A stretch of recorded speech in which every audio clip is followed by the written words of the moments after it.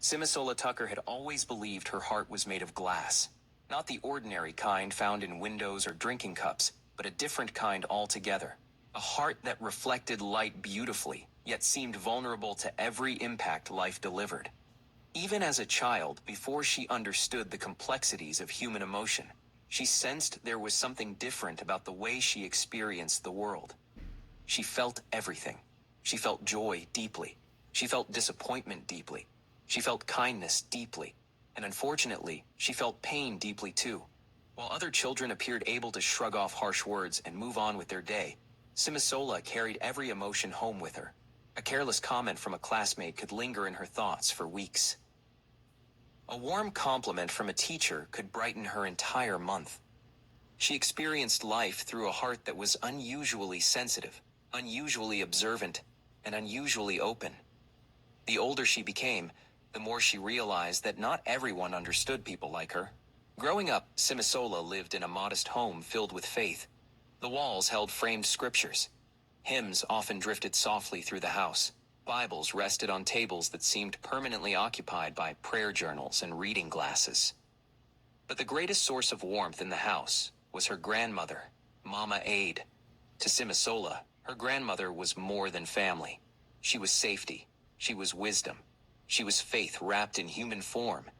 Mama Aid possessed the kind of calm strength that could quiet a room without raising her voice. Her silver hair was often hidden beneath colorful headscarves, and her eyes carried the kind of wisdom that only comes from surviving both joy and sorrow while remaining close to God. From the time Simisola was very young, Mama Aid noticed things about her that others missed. She noticed how deeply the child felt. She noticed how carefully she listened. She noticed how quickly she was hurt and how fiercely she loved. One afternoon, when Simisola was only 8 years old, she sat quietly while her grandmother braided her hair.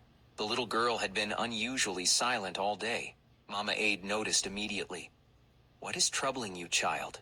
she asked gently. Simisola stared at the floor. "Why do things hurt me so much?" The question lingered in the room. Mama Aid's hands paused briefly before continuing their work. "What do you mean?" Simisola swallowed. "When people say mean things." She hesitated.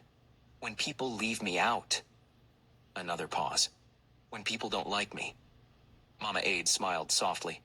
"You think about those things a lot, don't you?" Simisola nodded. "Other children don't seem to care."